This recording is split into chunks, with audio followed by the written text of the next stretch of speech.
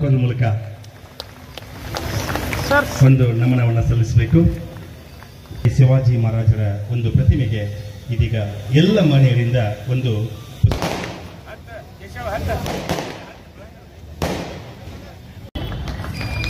ಇನ್ನು ಈ ಕಾರ್ಯಕ್ರಮದ ಒಂದು ಹೊಡಿತಿದ್ದೇವೆ.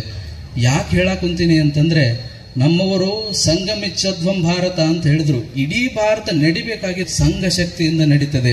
ಒಬ್ಬ ಛತ್ರಪತಿ ಶಿವಾಜಿ ಮಹಾರಾಜರು ದೇಶವನ್ನ ಬೆಳೆಸಿದ ಯಾವುದರಿಂದ? ಅದೇ ಸಂಘಟನೆಯಿಂದ. ಸಂಘಟನೆ ಇಲ್ಲದೆ ಇದ್ರೆ ಜಗತ್ತಿನ ಯಾವುದೂ ಕೂಡ ಎತ್ತರಕ್ಕೆ ಹೋಗೋದಿಲ್ಲ. ಇವತ್ತು ಆ ಸಂಘಟನೆಯನ್ನ ನಾವು ಬಯಸೋದು ಯಾರಿಂದ ಅಂತಂದ್ರೆ, ಇದೇ ಗೃಹಸ್ಥ ಜೀವನದಲ್ಲಿ ನೀವು ಯಾರ್ಯಾರು ಇದ್ದೀರೋ ಸಮಾಜಕ್ಕೆ ಮಾಡೋದೇನು? ನೀವೆಲ್ಲರೂ ಸಮಾಜಕ್ಕೆ ಮಾಡೋದೇನು ಅಂದ್ರೆ, ನಿಮ್ಮ ಮಕ್ಕಳನ್ನ ಅದ್ಭುತವಾಗಿ ಬೆಳೆಸ್ರಿ. ಅದೇ ನೀವು ಮಾಡ್ತಕ್ಕಂಥ ದೊಡ್ಡ ಕೊಡುಗೆ ಸಮಾಜಕ್ಕೆ.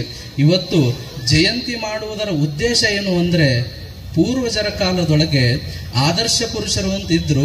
ಅವರುಗಳು ಈ ದೇಶದ ಆದರ್ಶ ವ್ಯಕ್ತಿಗಳಾಗಿದ್ರು. ಯಾವತ್ತು ನಾವು ಈ ದೇಶಕ್ಕೆ ಆದರ್ಶ ವ್ಯಕ್ತಿಗಳನ್ನ ಬದಲಿ ಮಾಡಿ ರೂಪವಂತರನ್ನ, ಹಣವಂತರನ್ನ ಆದರ್ಶ ವ್ಯಕ್ತಿಗಳನ್ನ ಮಾಡಿದಾಗ ಈ ದೇಶದ ಆಸ್ತಿಕತೆ ಕುಂದುತ್ತಾ ಹೋಯ್ತು. ಯಾಕೆ ಅಂತಂದ್ರೆ ಹೇಳ್ತಾರೆ, ಮರ್ಯಾದೆ ಬಿಟ್ಟು ದುಡ್ಡು ಮಾಡು, ದುಡ್ಡು ಗಳಿಸಿದ ಮೇಲೆ ಮತ್ತೆ ಮರ್ಯಾದೆ ಬರ್ತದೆ ಅನ್ನೋ ಕಾಲದೊಳಗೆ ನಾವೆಲ್ಲ ಇರತಕ್ಕಂಥದ್ದು. ಆದರೆ ಹಿಂದಿನವರ ಜೀವನವನ್ನು ನೆನೆಸಿದರೆ ಅವರು ತಮ್ಮ ಇಡೀ ಸ್ವಾರ್ಥ ತ್ಯಾಗ ಮಾಡಿದ್ಯಾಕೆ ಅಂತಂದ್ರೆ, ಈ ದೇಶವನ್ನು ಗಳಿಸಲಿಕ್ಕೆ, ಈ ದೇಶದೊಳಗೆ ನಮ್ಮೆಲ್ಲರನ್ನ ಈ ಒತ್ತಡಲಿಕ್ಕೆ ಮಾಡ್ತಕ್ಕಂಥ ಈ ಕಾರ್ಯ ಇದೆಯಲ್ಲ, ಅದಕ್ಕೆ ನಾವೆಲ್ಲ ಜಯಂತಿ ಮಾಡೋದು. ನಾವು ಅವರಿಗೆ ಸಹಸ್ರ ಪುಷ್ಪಗಳನ್ನು ಅರ್ಪಿಸಬಹುದು, ಅವರ ನಾಮ ಜಪವನ್ನು ಕೋಟಿ ಜಪಗಳನ್ನು ಮಾಡಬಹುದು. ಅದಕ್ಕಿಂತ ದೊಡ್ಡದು ಯಾವುದು ಗೊತ್ತರಿ? ಅದಕ್ಕಿಂತ ದೊಡ್ಡದು ಅವರು ಹೇಗೆ ಬಾಳಿದ್ರಲ್ಲ ಅದರಂತೆ ಬದುಕುವುದಕ್ಕೆ ಪ್ರಯತ್ನ ಮಾಡಿದರೆ ಅದಕ್ಕಿಂತ ದೊಡ್ಡ. ಬಾಗಲಕೋಟೆಯಲ್ಲಿದೆ. ನನಗೆ ಇವತ್ತು ಕಾರಣ ಗೊತ್ತಾಯ್ತು. ಇವತ್ತಿನ ಶಿವಾಜಿ ಜಯಂತಿ 200ನೇ ಶಿವಾಜಿ ಜಯಂತಿ ಬಾಗಲಕೋಟೆಯಲ್ಲಿ ನಡೀತಿರೋದು ಅಂತಂದ್ರೆ, ಇದು ಇವತ್ತು ಹುಟ್ಟಾಕಿರುವಂತ ಹಿಂದುತ್ವದ ಅಲೆ ಅಲ್ಲ, ಇದು ಆವತ್ತಿನಿಂದಲೂ ಬಂದಿರುವಂತ ಅಪರೂಪದ ಅಲೆ.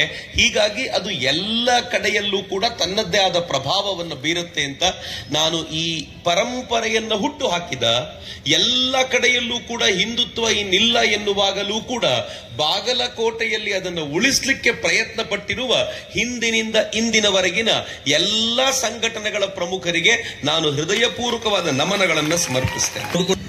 ಈ ದೇಶ ಎಂತೆಂತ ಮಹಾಪುರುಷರನ್ನ ಕಂಡಿದೆ ಅಂತಂದ್ರೆ, ಇವತ್ ನಾವು ಧೈರ್ಯವಾಗಿ ಕೇಸರಿ ಶಾಲ್ ಹಾಕೊಂಡು ತಿರುಗಾಡ್ತೀವಲ್ಲ, ಆದ್ರೆ ಒಂದು ಕಾಲ ಈ ದೇಶದಲ್ಲಿತ್ತು, ಕೇಸರಿ ಶಾಲ್ ಹಾಕೊಂಡ್ರೆ ಚರ್ಮ ಸುಲಿಯುವಂತೆ ಹೊಡೆಯುವಂತ ಪರಿಸ್ಥಿತಿ ಇದ್ದಾಗ್ಲೂ ಈ ದೇಶದಲ್ಲಿ ಹಿಂದವಿ ಸ್ವರಾಜ್ಯದ ಪರಿಕಲ್ಪನೆಯನ್ನು ಕಟ್ಟಿಕೊಂಡಂತ ವ್ಯಕ್ತಿ ಇದ್ದಾನಲ್ಲ, ಆತನನ್ನೇ ಶಿವಬಾ ಅಂತ ಕರೆಯುವುದು. ಅವನೇ ಶಿವಾಜಿ ಮಹಾರಾಜ. ಆ ಕಾರಣ ಗೌರವ. ಶಿವಾಜಿ ಮಹಾರಾಜರು ದೇವರಲ್ಲ ನಿಜ, ಆದ್ರೆ ದೇವರಿಗಿಂತ ಸ್ವಲ್ಪ ಜಾಸ್ತಿ. ಯಾಕೆ ಅಂತಂದ್ರೆ, ಆ ದೇವರಿಗೂ ಗೌರವ ಸಿಗುವ ವಾತಾವರಣವನ್ನ ಈ ನಾಡಿನಲ್ಲಿ ಇವತ್ತಿಗೂ ಉಳಿಸಿದ್ದು ಶಿವಾಜಿ ಮಹಾರಾಜರು.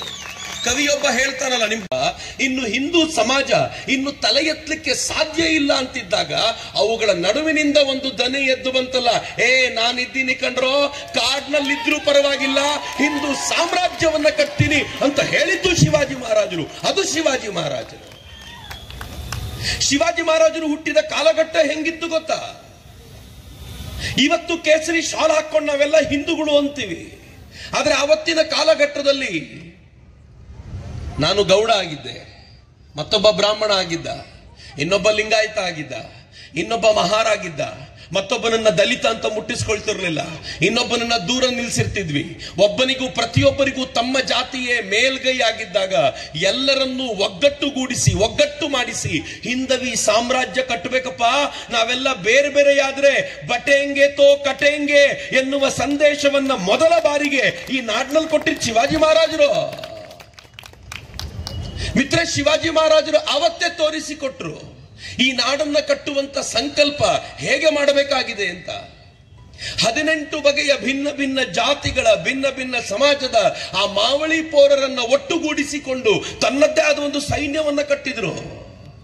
ಆ ಸೈನ್ಯವನ್ನ ಕಟ್ಟುವಂತ ಮಾವಳಿ ಪೌರರಿಗೆ ಹೇಳಿದ್ರು, ನೋಡೋ, ಯಾವ ಯುದ್ಧ ನಡೆದ್ರು, ಯಾವ ಆಟ ನಡೆದ್ರು, ಕೊನೆಯಲ್ಲಿ ಗೆಲ್ಲೋದು ಹಿಂದೂಗಳೇ. ಮುಸಲ್ಮಾನರಿಗೆ ಸೋಲು ಕಟ್ಟಿಟ್ಟ ಬುತ್ತಿ, ತಲೆ ಕೆಡಿಸಿಕೊಳ್ಳುವಂತಿಲ್ಲ ಅಂತ ಕನಸು ಕಟ್ಟಿಕೊಟ್ಟವರು ಅವರು. ಶಿವಾಜಿ ಮಹಾರಾಜರು ಆಟ ಆಡಿಸ್ತಾ ಇದ್ರು. ಆಟದಲ್ಲಿ 2 ತಂಡ, ಒಂದು ಮೊಘಲರದ್ದು, ಒಂದು ಮರಾಠರದ್ದು, ಹಿಂದೂಗಳ ತಂಡ ಒಂದು. ಆಟದ ನಿಯಮ ಒಂದೇ, ಆಟ ನಿಯತ್ತಲ್ಲಿ ಆಡಬೇಕು, ಆಟದಲ್ಲಿ ಯಾರು ಮೋಸ ಮಾಡುವಂತಿಲ್ಲ. ಆದರೆ ಕೊನೆಯಲ್ಲಿ ಹಿಂದೂಗಳ ತಂಡವೇ ಗೆಲ್ಲಬೇಕು.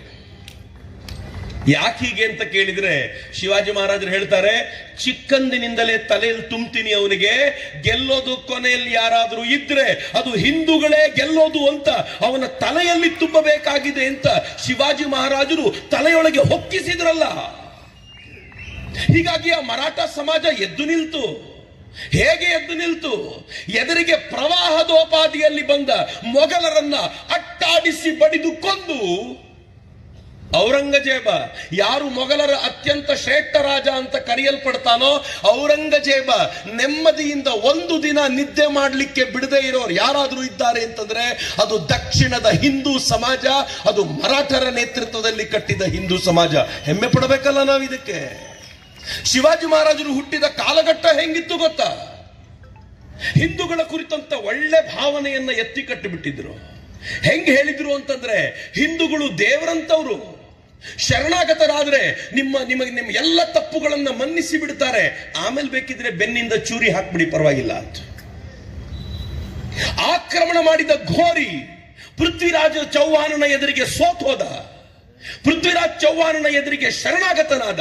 ಆವತ್ತೇನಾದ್ರೂ ಪೃಥ್ವಿರಾಜ್ ಚೌಹಾಣ, ನೀನು ಶರಣಾಗತನಾದ್ರೂ ಪರವಾಗಿಲ್ಲ, ಈ ನಾಡಿನ ಹೆಣ್ಣು ಮಕ್ಕಳ ಮೇಲೆ ಕಣ್ಣು ಹಾಕಿದ ನಿನ್ನ ಕಣ್ಣುಗಳನ್ನ ಕೀಳ್ತೀನಿ ಅಂತ ಅವನ ಕಣ್ಣುಗಳನ್ನ ಕಿತ್ತು ರುಂಡವನ್ನ ಭಿನ್ನ ಮಾಡಿದ್ರೆ ಈ ದೇಶ ಮುಸಲ್ರಿಗೆ ಯಾವತ್ತೂ ಬರ್ತಾನೆ ಇರಲಿಲ್ಲ ರೀ. ಅವನು ಕ್ಷಮೆ ಕೇಳಿದ ತಕ್ಷಣ ಅವನನ್ನ ಕ್ಷಮಿಸಿ ಅವನನ್ನ ಬಿಡುಗಡೆ ಮಾಡಿ ಕಳಿಸಿಕೊಡ್ಲಾಯ್ತು. ಅವನು ಮತ್ತೆ ಮೋಸ ಮಾಡಿ ದಾಳಿ ಮಾಡಿ ಅದೇ ಪೃಥ್ವಿರಾಜ್ ಚೌಹಾಣ್ರನ್ನ ಬರ್ಬರವಾಗಿ ಕೊಂದು ಬಿಟ್ನಲ್ಲ. ಪದೇ ಪದೇ ನಮ್ಮ ಕತೆ ಹೇಳಲಾಯ್ತು. ಹಿಂದೂ ಸಮಾಜ ಅತ್ಯಂತ ಶ್ರೇಷ್ಠ, ಯಾರ ಜೊತೆಗೂ ದ್ವೇಷ ಇಲ್ಲ ನಿಜಪ್ಪ. ಆದ್ರೆ ಈ ನಾಡಿನ ನೆಲ ಜಲದ ಮೇಲೆ, ಈ ನಾಡಿನ ಹೆಣ್ಣು ಮಕ್ಕಳ ಮೇಲೆ ಯಾರು ಕಣ್ಣು ಹಾಕ್ತಾರೋ ಅವ್ರ ಕಣ್ಣು ಕಿತ್ತು ಬಿಡ್ತೀವಿ, ಹುಷಾರು ಅಂತ ಹೇಳಿದ್ದು ಕೂಡ ಇದೇ ಹಿಂದೂ ಸಮಾಜ. ಅದನ್ನ ಸರಿಯಾಗಿ ಮತ್ತೊಮ್ಮೆ ಹೇಳಲಿಕ್ಕೆ ಶಿವಾಜಿ ಮಹಾರಾಜರೇ ವಾಪಸ್ ಬರಬೇಕಾಯ್ತು. ಶಿವಾಜಿ ಮಹಾರಾಜರು ಏನ್ ಮಾಡಿದ್ರು ಗೊತ್ತಾ? ಅಫ್ಜಲ್ ಖಾನ್ ಎದ್ದು ಬಂದ. ಶಿವಾಜಿ ಮಹಾರಾಜರನ್ನ ತಾನು ವಶಪಡಿಸ್ಕೊಂಡು ಬರ್ತೀನಿ ಅಂತ ಕೊಚ್ಚಿಕೊಂಡು ಬಂದಿದ್ದ ಅಫ್ಜಲ್ ಖಾನ್ ಶಿವಾಜಿ ಮಹಾರಾಜರನ್ನ ಯುದ್ಧ ಭೂಮಿಗೆ ಕರೆಯೋದು ಹೇಗೆ ಅಂತಂದ್ರೆ, ಇಲ್ಲಿರುವಂತ ಹೆಣ್ಣು ಮಕ್ಕಳ ಮಾನಭಂಗ ಮಾಡಿದ್ರೆ ತಡ್ಕೊಳ್ಳಿಕ್ಕಾಗದೆ ಶಿವಾಜಿ ಮಹಾರಾಜರು ತನ್ನ ಕೋಟೆಯನ್ನು ಬಿಟ್ಟು ಓಡಿ ಬರ್ತಾರೆ ಅಂತ ಈ ನಾಡಿನ ಹೆಣ್ಣು ಮಕ್ಕಳ ಮಾನಭಂಗಕ್ಕೆ ಕೈ ಹಾಕಿದ ಅಫ್ಜಲ್ ಖಾನ್. ಆದ್ರೆ ಅಫ್ಜಲ್ ಖಾನ್ ಒಳಗಡೆ ಹೆದರಿಕೆ ಇತ್ತು. ಶಿವಾಜಿ ಮಹಾರಾಜರನ್ನ ವಶಪಡಿಸ್ಕೊಳ್ತೀನಿ ಅಂತ ಬರಬೇಕಾದ್ರೆ ತನ್ನ 70ಕ್ಕೂ ಹೆಚ್ಚು ಹೆಂಡತಿಯರನ್ನ ಅವರನ್ನ ಕೊಂದು ಬಂದಿದ್ದ. ಯಾಕೆ ಅಂತ ಕೇಳಿದ್ರೆ, ನಾನು ಶಿವಾಜಿಯನ್ನು ಎದುರಿಸ್ಲಿಕ್ಕೆ ಹೋಗ್ತಿದ್ದೀನಿ, ವಾಪಸ್ ಬರೋ ಗ್ಯಾರಂಟಿ ಇಲ್ಲ, ನನ್ನ ಹೆಂಡತಿಯರು ಬೇರೆಯವ್ರನ್ನ ಮದುವೆ ಆದರೆ ಕಷ್ಟ, ಅದಕ್ಕೆ ಕೊಂದು ಬಿಡ್ತೀನಿ, ಅಕಸ್ಮಾತ್ ನಾನು ವಾಪಸ್ ಗೆದ್ದು ಬಂದ್ರೆ ಮತ್ತೆ ಮದುವೆ ಆಗ್ತೀನಿ ಎಂದ ಅಯೋಗ್ಯ ಅವನು. ಶಿವಾಜಿ ಮಹಾರಾಜರ ಎದುರಿಗೆ ಬಂದ. ಶಿವಾಜಿ ಮಹಾರಾಜರು ಹೇಳಿದ್ರು, ನೀನು ಬಹಳ ದೊಡ್ಡ ಸಾಹಸಿಯಪ್ಪ, ನಿನ್ನನ್ನು ಎದುರುಗಡೆ ಸಿಗೋದು ಬಹಳ ಕಷ್ಟ, ದಯಮಾಡಿ ನೀನೇ ಗುಡ್ಡ ಹತ್ತಿ ಬಾ, ನೀನು ಒಬ್ಬನೇ ಬಾ, ನಾನು ಒಬ್ಬನೇ ಬರ್ತೀನಿ, ನಾನು ನಿನಗೇನೂ ಮಾಡೋದಿಲ್ಲ, ನೀನು ನನಗೇನೂ ಮಾಡಬೇಡ, ನಾನು ನಿನ್ನ ಶರಣಾಗತಿ ಹೊಂದ್ತೀನಿ ಅಂತ ಮೇಲಕ್ಕೆ ಕರೆಸ್ಕೊಂಡ್ರು. ದಿಮಾಕು ಬಂತು ಅವನಿಗೆ, ಅಫ್ಜಲ್ ಖಾನನಿಗೆ. ಏನು ಮಾಡಿಬಿಟ್ಟಾನು ಈ ಮಹಾ ಶಿವಾಜಿ ಅಂತ ಶಿವಾಜಿ ಎದುರಿಗೆ ಹೋಗಿ ನಿಂತ. ಹೋಗಬೇಕಾದ್ರೆ ತನ್ನ ಹೊಟ್ಟೆಯ ಭಾಗದಲ್ಲಿ ಒಂದು ಚೂರಿ ಇಟ್ಕೊಂಡು ಹೋಗಿದ್ದ. ಆ ಚೂರಿಯನ್ನ ತೆಕ್ಕೊಂಡ. ಶಿವಾಜಿ ಮಹಾರಾಜರು ಬಹಳ ಎತ್ತರದ ಮನುಷ್ಯರಲ್ಲ, ಅಫ್ಜಲ್ ಖಾನ್ ಎತ್ತರದ ದೈತ್ಯ ದೇಹ. ಬೇರೆ ಯಾವುದಾದ್ರೂ ಮಹಾರಾಜರಾಗಿದ್ರೆ ಅಫ್ಜಲ್ ಖಾನ್ ನನ್ನ ಜೊತೆ ಪ್ರೀತಿಯಿಂದ ಬಂದಿದ್ದಾನೆ ಅಂತ ಭಾವಿಸ್ತಿದ್ರೇನೋ, ಶಿವಾಜಿ ಮಹಾರಾಜರು ಆ ಭಾವನೆಗೆ ಅವಕಾಶ ಕೊಡ್ಲಿಲ್ಲ. ಯಾವತ್ತಿದ್ರೂ ಇವರು ಮೋಸಗಾರರೇ ಅಂತ ಅರಿತುಕೊಂಡಿದ್ದ ಶಿವಾಜಿ ಮಹಾರಾಜರು ತಮ್ಮ ಕೈಗೆ ವ್ಯಾಘ್ರ ನಖವನ್ನ ಹಾಕೊಂಡು ಅಫ್ಜಲ್ ಖಾನ್ಗೆ ಗೊತ್ತಾಗದಂತೆ ಹೋಗಿ ನಿಂತರು. ಅಫ್ಜಲ್ ಖಾನ್ ಶಿವಾಜಿ ಮಹಾರಾಜರನ್ನ ತಬ್ಬಿಕೊಂಡ. ಕುಳ್ಳಕ್ಕಿದ್ದ ಶಿವಾಜಿ ಮಹಾರಾಜರು ಕುತ್ತಿಗೆಯನ್ನು ಹಿಡಿದ ತನ್ನ ಚೂರಿನ ತೆಗೆದು ಹಾಕಬೇಕು ಅಂತ ಹೋದಾಗ ಶಿವಾಜಿ ಮಹಾರಾಜರಿಗೆ ಗೊತ್ತಾಯ್ತು, ಅವನ ಹೊಟ್ಟೆಗೆ ವ್ಯಾಘ್ರ ನಖದಿಂದ ಹಾಕಿ ಬಗದು ಬಿಸಾಕಿದ್ರಲ್ಲ, ಅದು ಶಿವಾಜಿ ಮಹಾರಾಜರು. ಶಿವಾಜಿ ಮಹಾರಾಜರು ಸಂದೇಶ ಕೊಟ್ಟರು. ನೀನು ಪ್ರೀತಿಯಿಂದ ಬರೋದಾದ್ರೆ ನಿನ್ನನ್ನ ಪ್ರೀತಿಯಿಂದ ಸ್ವಾಗತಿಸ್ತೀನಿ. ನನ್ನ ಸಮಾಜದ ಮೇಲೆ ಕಣ್ಣು ಹಾಕ್ಲಿಕ್ಕೆ ಬರೋದಾದ್ರೆ ನಿನ್ನ ಕಣ್ಣನ್ನು ಕಿತ್ತು ಎದೆಯನ್ನ ಬಗಿತೀನಿ, ಹುಷಾರು ಅಂತ ಈ ನಾಡಿನ ಜನರ ರಕ್ತದ ಕಣ ಕಣದಲ್ಲಿ ಈ ತರದೊಂದು ಕ್ಷಾತ್ರ ತೇಜವನ್ನು ತುಂಬಿದ್ದು ಶಿವಾಜಿ ಮಹಾರಾಜರು. ಮಿತ್ರ, ಶಿವಾಜಿ ಮಹಾರಾಜರು ಹುಟ್ಟಿದ ಕಾಲಘಟ್ಟ ಹೆಂಗಿತ್ತು? ಹಿಂದೂ ಸಮಾಜದಲ್ಲಿ ಸಾಮರ್ಥ್ಯವೇ ಇರಲಿಲ್ಲ. ಶಕ್ತಿವಂತರು ಯಾರು ಅಂದ್ರೆ ಮುಸಲ್ಮಾನರು ಅಂತ ತಿಳ್ಕೊಂಡು ಹಿಂದೂ ಸಮಾಜ ನಿಶ್ಚೇಷ್ಟಿತವಾಗಿ ಬಿದ್ದಿತ್ತು. ಆಗ ಎದ್ದು ಬಂದ ಶಿವಾಜಿ ಮಹಾರಾಜರು ಹೇಳಿದರು, ಯಾವ ಸಮಾಜ ಇದು? ಸಹಸ್ರ ಸಹಸ್ರ ವರ್ಷಗಳಿಂದ ನೆಲೆ ನಿಂತಿರುವ ಸಮಾಜ ನೆನ್ನೆ ಮೊನ್ನೆ ಹುಟ್ಟಿರುವಂತ ಸಮಾಜದ ಎದುರಿಗೆ ತಲೆ ತಗ್ಗಿಸಿ ನಿಲ್ಲೋದೇನು? ನಾಚಿಕೆ ಆಗತ್ತೆ ನನಗೆ ನಾಚಿಕೆ ಆಗತ್ತೆ ರೀ. ಶಿವಾಜಿ ಮಹಾರಾಜರ ಹೆಸರು ಹೇಳಲಿಕ್ಕೆ ನಮ್ಗೆ ಯೋಗ್ಯತೆ ಇಲ್ಲ. ಯಾಕೆ ಗೊತ್ತೇನು? ಬಾಗಲಕೋಟೆಯ ಜನ ಒಂದು ಮೂರ್ತಿಯನ್ನು ನಮಗೆ ನಿಲ್ಲಿಸ್ಲಿಕ್ಕೆ ಆಗಲಿಲ್ಲ ಅಂತ ಬಂದು ಕೂತ್ಕೋತೀರಾ ಅಂತಂದ್ರೆ ನಾಚಿಕೆ ಅಲ್ವೇನ್ರಿ? ನನಗೆ ಯಾರಾದರೂ ಬಂದು ಹೇಳ್ತಾರೆ ಅಂತಂದ್ರೆ ನಂಗೆ ಬಹಳ ನಾಚಿಕೆ ಅನ್ಸುತ್ತೆ. ನಾನು ಕೇಳೋದು ಜಿಲ್ಲಾ ಆಡಳಿತದ ಮುಂದೆ ಹೋಗಿ ಪ್ರತಿಭಟನೆ ಮಾಡಬೇಕಿತ್ತು, ಕೂರ್ಬೇಕಿತ್ತು ಅವರ ಎದುರಿಗೆ. ಬಾಗಲಕೋಟೆಯಲ್ಲಿ ಹಿಂದೂ ಸಂಖ್ಯೆ ಕಡಿಮೆ ಇದೆಯೇನು? ಸಂಖ್ಯೆಗೆ ಹೆದರಿ ಒಂದು ಸಮಾಜ ಹೇಳಿದ ಎಲ್ಲ ಕೆಲಸವನ್ನ ಸರ್ಕಾರ ಮಾಡುತ್ತೆ ಅಂತಾದ್ರೆ ಬಾಗಲಕೋಟೆಯ 70% ಇರೋ ನಾವು ಕೈಗೆ ಬಳೆ ಹಾಕೊಂಡು ಕೂತಿದ್ದೀವಿ. ನನಗೆ ಯಾರಾದ್ರೂ ಬಂದು ಇಲ್ಲಿ ನಮಗೆ ಮೂರ್ತಿ ನಿಲ್ಲಿಸ್ಲಿಕ್ಕೆ ಆಗ್ಲಿಲ್ಲ ಅಂತ ಹೇಳಿದ್ರು ಅಂದ್ರೆ ಹೊಟ್ಟೆಲ್ ಬೆಂಕಿ ಹಚ್ಚದಂತಾಗುತ್ತೆ. ಹೇಳೋದಾದ್ರೂ ಹೆಂಗೆ ಹೇಳ್ತೀರಪ್ಪ? ಶಿವಾಜಿ ಮಹಾರಾಜರು ಅವತ್ತೇ ಹೇಳಿದ್ರು, ಇದು ಕೈ ಕಟ್ಟಿ ಕೂತ್ಕೊಳ್ಳೋ ಸಮಾಜ ಅಲ್ಲ ಕಣೋ. ನಮ್ಮ ಸಮಾಜದ ಪ್ರತಿಯೊಬ್ಬರು ಎಂತೆಂಥವರು. ಒಬ್ಬ ಬಾಜಿ ಪ್ರಭು ದೇಶಪಾಂಡೆ, ಶಿವಾಜಿ ಮಹಾರಾಜರು ಪನ್ನಾಳಗಡದ ಕೋಟೆಯಿಂದ ವಿಶಾಲಗಡದ ಕೋಟೆಗೆ ಓಡ್ ಹೋಗ್ಬೇಕಾದ ಪರಿಸ್ಥಿತಿ ಬಂತು. ಶತ್ರು ಸೈನ್ಯ ಅಟ್ಟಿಸ್ಕೊಂಡು ಬರ್ತಿದೆ. ಪಾವನಕಿಂಡಿಯಿಂದ ದಾಟಿಕೊಂಡು ಮುಂದೆ ಹೋಗಬೇಕು. ಜೊತೆಯಲ್ಲಿದ್ದಂತ ಬಾಜಿ ಪ್ರಭು ದೇಶಪಾಂಡೆ ಹೇಳಿದ, ನಾನು ವಿಶಾಲಗಡದ ಕೋಟೆ ಎದುರಿಗೆ ನಿಂತು ನೋಡಿದ್ದೀನಿ. ಅವನು ಎತ್ತರದ ಆಳೆತ್ತರದ ಅವನ ವಿಗ್ರಹ ನಿಲ್ಲಿಸಿದ್ದಾರೆ. ಆ ವಿಗ್ರಹದ ಎದುರಿಗೆ ಒಂದು ದೊಡ್ಡ ಕತ್ತಿ. ಆ ಕತ್ತಿ ಕೆಳಗೆ ಏನ್ ಬರೆದಿದ್ದಾರೆ ಗೊತ್ತಾ? ಈ 8 ಅಡಿಯ ಕತ್ತಿಯನ್ನ ಬಾಜಿ ಪ್ರಭು ದೇಶಪಾಂಡೆ ಒಬ್ಬನೇ ಹಿಡಿದು ನಿರ್ವಹಿಸ್ತಾ ಇದ್ದ. 106 ಜನ ಶತ್ರು ಸೈನಿಕರನ್ನ ಕಡಿದು ಕೊಂದು ಬಿಸಾಡಿದ್ದ ಶಕ್ತಿ ಅವನ ಈ ಕತ್ತಿಗಿತ್ತು ಅಂತ ಆ ಕತ್ತಿಯ ಕೆಳಗೆ ಬರೆದಿದ್ದು ನೋಡುವಾಗ ಅದ್ಭುತ ಅನ್ಸುತ್ತೆ. ವಾ ಬಾಜಿ ಪ್ರಭು, ವಾ ಬಾಜಿ ಪ್ರಭು. ಶಿವಾಜಿ ಮಹಾರಾಜರು ಮುಂದಕ್ಕೆ ಹೋಗ್ಬೇಕಾದ್ರೆ ಬಾಜಿ ಪ್ರಭು ಹೇಳ್ತಾನೆ, ಪಾವನಕಿಂಡಿಯಲ್ಲಿ ನಾನು ನಿಂತ್ಕೋತೀನಿ. ನೀವು ವಿಶಾಲ್ಗಢಕ್ಕೆ ಹೋದ ನಂತರ ಅಲ್ಲಿ ತೋಪುಗಳ ಸದ್ದು ನನಗೆ ಕೇಳಿ ಬರುತ್ತಲ್ಲ, ಅಲ್ಲಿಯವರೆಗೂ ಒಬ್ಬ ಮುಸಲ ಶತ್ರು ನಿಮ್ಮ ಹತ್ರ ಬರದೇ ಇರೋ ತರ ನಾನ್ ನೋಡ್ಕೊಳ್ತೀನಿ. ಅರ್ಧ ಸೈನ್ಯ ನನ್ನ ಜೊತೆ ಇರ್ಲಿ, ಉಳಿದ ಅರ್ಧ ನೀವು ತೆಗೆದುಕೊಂಡು ಹೋಗಿ ಅಂತ ಶಿವಾಜಿ ಮಹಾರಾಜರನ್ನ ವಿಶಾಲ್ಗಢದ ಕೋಟೆಗೆ ಕಳಿಸ್ಕೊಟ್ಟು ಒಬ್ಬ ಬಾಜಿ ಪ್ರಭು ದೇಶಪಾಂಡೆ ನಿಲ್ತಾನಲ್ಲ, 2 ಕೈಗಳಲ್ಲಿ ಕತ್ತಿನ ಹಿಡಿದು. ಮಿತ್ರ, 21 ಗಂಟೆಗಳ ಕಾಲದ ಹೋರಾಟ. ತಮ್ಮ ಸೈನ್ಯದ ಮೇಲೆ ಅಹಂಕಾರ ಇದ್ದಂತ ಆ ಮುಸಲರ ಪಡೆ 21 ಗಂಟೆಗಳ ಕಾಲ ಈ ಓಟವನ್ನು ತಡ್ಕೊಳ್ಳಿಕ್ಕಾಗದೆ ಬಾಜಿ ಪ್ರಭು ಕಂಡಲ್ಲಿ ಅವರನ್ನು ಕೊಂದು ಬಿಸಾಡ್ತಾನಲ್ಲ. ನೀವು ಮಹಾರಾಷ್ಟ್ರದಲ್ಲಿ ಬಾಜಿ ಪ್ರಭುವನ್ನ ಕಥೆ ಕೇಳಬೇಕು. ಶಿವಾಜಿ ಮಹಾರಾಜರು ಅಲ್ಲಿ ಸೇರ್ತಾರೆ, ತೋಪಿನ ಸದ್ದು ಬರುತ್ತೆ ಅಂತ ಒಂದು ಕಿವಿಯನ್ನ ಆ ಕಡೆ ಇಟ್ಟಿದ್ದಾನೆ. ತೋಪಿನ ಸದ್ದು ಬರೋವರೆಗೂ ಒಬ್ಬರನ್ನು ಬಿಡಬಾರದು ಅಂತ. ಮಧ್ಯ ಪ್ರಜ್ಞೆ ಕಳ್ಕೊಳ್ತಾನೆ, ಮತ್ತೆ ಪ್ರಜ್ಞೆ ಬರುತ್ತೆ, ಮತ್ತೆ ಹೋರಾಟ ಮಾಡ್ತಾನೆ. ಒಬ್ಬನನ್ನು ದಾಟ್ಲಿಕ್ಕೆ ಬಿಡ್ತಿಲ್ಲ. ಒಂದು ಹಂತ ದಾಟಿದಾಗ ಶಿವಾಜಿ ಮಹಾರಾಜರು 3 ಬಾರಿ ತೋಪಿನ ಸದ್ದು ಮಾಡಬೇಕಿತ್ತು, 30 ಬಾರಿ ಆದರೂ ಮಾಡಿದರಂತೆ, ಮಾಡ್ತಾನೇ ಇದ್ದಾರಂತೆ. ಯಾಕೆ ಗೊತ್ತಾ? ಬಾಜಿ ಪ್ರಭು ನಾನು ಸೇರದೆ ಕಣೋ, ನೀನ್ ಬೇಗ ಬಾ, ನಾನು ನಿನ್ನ ನೋಡಬೇಕು ಅಂತ ಕಾಯ್ತಿದ್ದಾರೆ. ಆದರೆ ನಿರಂತರವಾಗಿ ಹೋರಾಟ ಮಾಡಿದ ಬಾಜಿ ಪ್ರಭು ಸುಸ್ತಾಗಿದ್ದ. ಯಾವುದೋ ಒಂದು ತೀವ್ರವಾಗಿರೋ ಕ್ಷಣದಲ್ಲಿ ಅವನ ಕುತ್ತಿಗೆ ಮೇಲೆ ಏಟು ಬಿತ್ತು, ಕತ್ತು ಛಿದ್ರವಾಗಿ ಬಿತ್ತು. ಮಿತ್ರ, ಕೇಳಿದ್ರೆ ಆಶ್ಚರ್ಯ ಅನ್ಸುತ್ತೆ ನಿಮಗೆ. ಶಿವಾಜಿ ಮಹಾರಾಜರು ಎಂಥ ಸೇನೆಯನ್ನು ಹುಟ್ಟಾಕಿದ್ರು. ಆ ರುಂಡವನ್ನ ಕಳ್ಕೊಂಡಿರುವಂತ ಬಾಜಿ ಪ್ರಭುವಿನ ದೇಹವು ಎದುರಿಗೆ ಬಂದಿರುವಂತ ಮುಸಲರ ಸೇನೆಯ ಮೇಲೆ ಆಕ್ರಮಣ ಮಾಡಿ ಅನೇಕರನ್ನ ಛಿದ್ರಗೊಳಿಸಿತು ಅಂತ ಬಾಜಿ ಪ್ರಭುವಿನ ಬಗ್ಗೆ ಹೇಳ್ತಾರೆ. ಅದು ಬಾಜಿ ಪ್ರಭು. ಶಿವಾಜಿ ಮಹಾರಾಜರು ನಿರ್ಮಾಣ ಮಾಡಿದ್ದ ಸೇನೆ ಅಂತದ್ದು. ಎಂತವರು? ಮುರಾರಿ ಬಾಜಿ ಎಂತವರು ತನ್ನ ಒಂದು ಪುರಂದರಗಡವನ್ನು ಉಳಿಸಿಕೊಳ್ಳಿಕ್ಕೋಸ್ಕರ ನೇರವಾಗಿ ಶತ್ರು ಸೇನೆಯ ಒಳಗೆ ನುಗ್ಗಿ ದಿಲೇರ್ ಖಾನನ ಎದುರಿಗೆ ನಿಂತು ಅವನ ಎದೆ ನಡುಗುವಂತೆ ಹೋರಾಟ ಮಾಡಿದ ಆ ಪುರಂದರಗಡವನ್ನು ಉಳಿಸ್ಕೊಳ್ಳಿಕ್ಕೋಸ್ಕರ ಪ್ರಾಣವನ್ನು ಕೊಟ್ಟ ಮುರಾರಿ ಬಾಜಿ ಅವನ ರುಂಡವನ್ನ ಕತ್ತರಿಸಿ ಹಾಕಿದರು. ಮುರಾರಿ ಬಾಜಿ ಯುದ್ಧಕ್ಕೆ ಹೋಗೋಕ್ಕಿಂತ ಮುಂಚೆ ಏನ್ ಹೇಳಿದ್ರಂತ ಗೊತ್ತಾ? ಒಂದೇ ಒಂದು ಸಹಾಯ ಮಾಡಿ ನನಗೆ, ಅಕಸ್ಮಾತ್ ನಾನು ಯುದ್ಧದಲ್ಲಿ ಸತ್ತೋದ್ರೆ ಒಂದೇ ಒಂದು ಸಹಾಯ ನನಗೆ, ನನ್ನ ದೇಹದ ಯಾವ್ಯಾವ ಚೂರು ಸಿಗುತ್ತೋ ಆ ಅಷ್ಟೂ ಚೂರುಗಳನ್ನು ತೆಗೆದುಕೊಂಡು ಹೋಗಿ ಶಿವಾಜಿ ಮಹಾರಾಜರ ಪದತಲದಲ್ಲಿ ಹಾಕಿ ಹೇಳಿ, ಮುರಾರಿ ಬಾಜಿ ಕೊನೆ ಕ್ಷಣದವರೆಗೂ ಸ್ವರಾಜ್ಯಕ್ಕೋಸ್ಕರ ಹೋರಾಟ ಮಾಡದ ಅಂತ ನೀವು ಹೋಗಿ ಹೇಳಿ ಅಂತ ಹೇಳಿದ ಮುರಾರಿ ಬಾಜಿಯನ್ನು ಹುಟ್ಟಾಕಿದ್ದು ಶಿವಾಜಿ ಮಹಾರಾಜರು. ಯಾರು ಕೆಲಸಕ್ಕೆ ಬಾರದೆ ಹೆದರ್ಕೊಂಡು ಸೈಲೆಂಟ್ ಆಗಿ ಕೂತಿದ್ರು ಅವರೊಳಗೆ ಶಕ್ತಿಯನ್ನು ತುಂಬಿ ಅವರಲ್ಲಿಗೂ ಹೋರಾಟದ ಕೆಚ್ಚನ್ನು ಹುಟ್ಟಾಕಿದ್ದು ಶಿವಾಜಿ ಮಹಾರಾಜರು. ಎಲ್ಲಿದ್ದೀವಿ ಮಿತ್ರರೇ? ಶಿವಾಜಿ ಮಹಾರಾಜರು ಉನ್ನತ ಆದರ್ಶವನ್ನ ಪರಿಕಲ್ಪನೆ ಮಾಡಿಕೊಟ್ರು. ಇವತ್ತಿಗೆ ನಿಮಗೆ ಆಶ್ಚರ್ಯ ಅನ್ಸುತ್ತೆ ಕೇಳಿದರೆ, ಎಲ್ಲೆಲ್ಲಿ ಜಗತ್ನಲ್ಲಿ ಯಾರಾದರೂ ಇಲ್ಲಿ ಮುಸಲ್ಮಾನರಿದ್ರೆ, ಯಾರ್ಯಾರು ಶಿವಾಜಿಯ ಪ್ರತಿಮೆಗೆ ವಿರೋಧ ಮಾಡ್ತಿದ್ದೀರೋ ಸ್ವಲ್ಪ ನಿಮ್ಮನ್ನು ನೀವು ವಾಪಸ್ ನೋಡ್ಕೊಳ್ಳಿ. ಭಾರತದಲ್ಲಿ ಒಂದೇ ಜನ ನಾವೆಲ್ಲರೂ ಪ್ರೀತಿಯಿಂದ ಇರ್ಲಿಕ್ಕೆ ಸಾಧ್ಯವಾಗಿರೋದು. ಇಲ್ಲೂ ಇರ್ಲಿಕ್ಕೆ ಆಗಲಿಲ್ಲ ಅಂತಂದ್ರೆ ನೀವು ಜಗತ್ತಿನ ಯಾವ ಮೂಲೆಯಲ್ಲೂ ಇರೋದಿಲ್ಲ.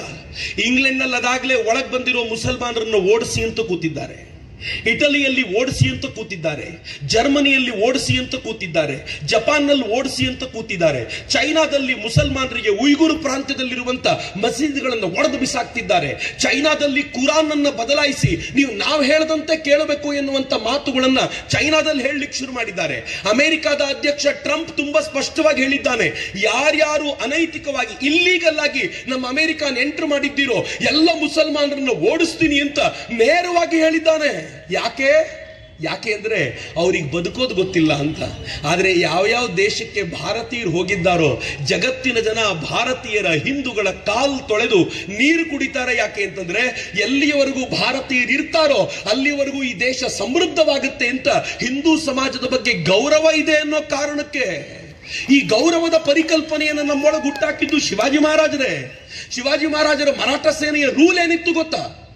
ನೀವು ಆಕ್ರಮಣ ಮಾಡಿ, ಲೂಟಿ ಮಾಡಿ, ಯಾರ್ಯಾರು ಸ್ವರಾಜ್ಯದ ವಿರೋಧಿಗಳಿದ್ದಾರೋ ಅವರಿಂದ ಹಣವನ್ನ ಲೂಟಿ ಮಾಡಿ, ಆದರೆ ವಿರೋಧಿಗಳ ಹೆಣ್ಣು ಮಕ್ಕಳನ್ನ ಕಣ್ಣೆತ್ತಿಯೂ ನೋಡುವಂತಿಲ್ಲ ಅಂತ ರೂಲ್ ಮಾಡಿಟ್ಟಿದ್ದರು ಶಿವಾಜಿ ಮಹಾರಾಜರು.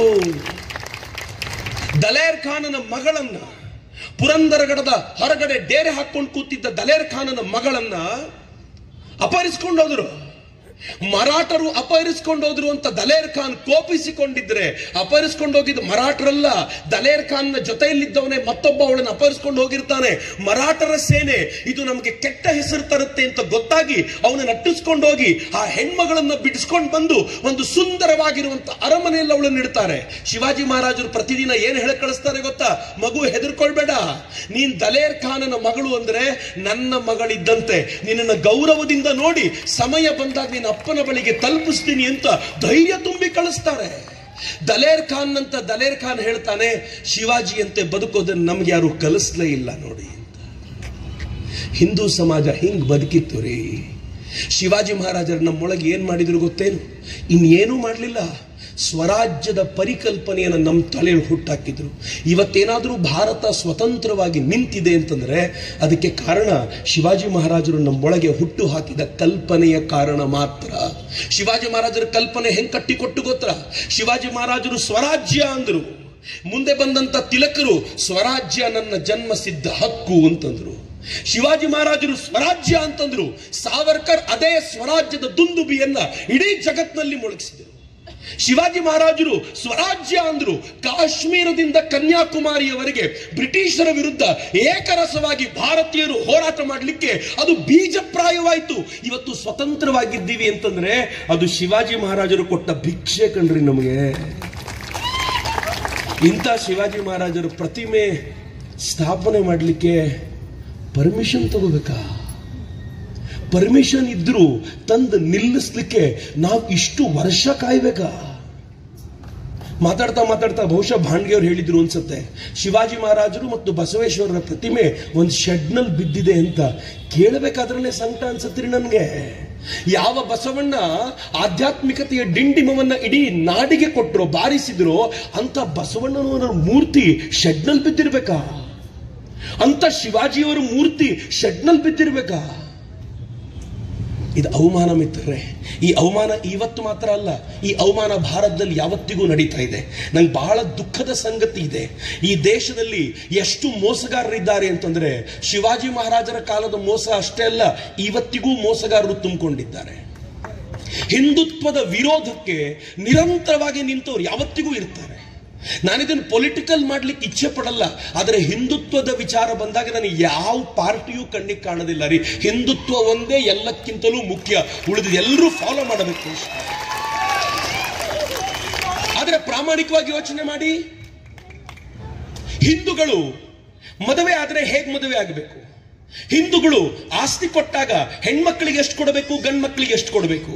ಹಿಂದೂಗಳ ಡೈವರ್ಸ್ ಹೆಂಗಾಗಬೇಕು? ಹಿಂದೂಗಳು ದತ್ತು ತೆಗೆದುಕೊಳ್ಬೇಕಾದ್ರೆ ಹೇಗಿರಬೇಕು? ದತ್ತು ತೆಗೆದುಕೊಂಡ್ರೆ ಹಿಂದೂಗಳಲ್ಲಿ ದತ್ತು ಪುತ್ರನಿಗೆ ಎಷ್ಟು ಕೊಡಬೇಕು? ಇವೆಲ್ಲವನ್ನು ಹಿಂದೂ ಕೋಡ್ನ ಮೂಲಕ ಜವಾಹರ್ಲಾಲ್ ನೆಹರು ತಗೊಂಡು ಬಂದ್ರಲ್ಲ, ಮುಸ್ಲಿಮರಿಗೆ ಯಾಕ್ರಿ ಕೋಡ್ ತರಲಿಲ್ಲ? ಯಾಕ್ರಿ ಮುಸ್ಲಿಂ ಕೋಡ್ ಬಿಲ್ ತರಲಿಲ್ಲ? ಹಿಂದೂಗಳು ಒಂದೇ ಮದುವೆ ಆಗಬೇಕು ಎಕ್ಸೆಪ್ಟೆಡ್, ಯಾಕ್ರಿ ಮುಸ್ಲಿಮರಿಗಿಲ್ಲ? ಹಿಂದೂ ಹೆಣ್ಣು ಮಕ್ಕಳು ಸಮಾನವಾಗಿ ಎಲ್ಲರ ನಡುವೆ ಬೆರಿಬೇಕು, ಯಾಕೆ ಮುಸ್ಲಿಂ ಹೆಣ್ಮಕ್ಳಿಗಿಲ್ಲ?